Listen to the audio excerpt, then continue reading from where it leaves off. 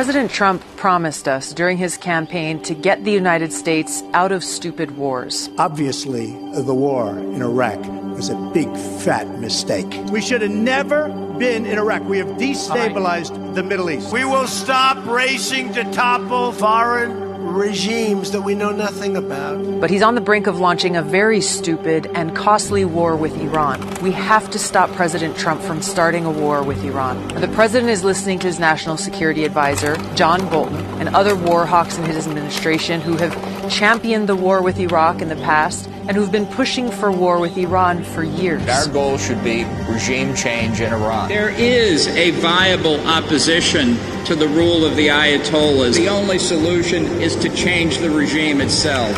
Bolton and others lied to us about the war in Iraq. They said that Saddam Hussein had weapons of mass destruction and that he was going to give them to al-Qaeda. Now, that war was devastating. Over 4,000 of my brothers and sisters in uniform were killed. Hundreds of thousands of Iraqi civilians killed. Trillions of our taxpayer dollars wasted.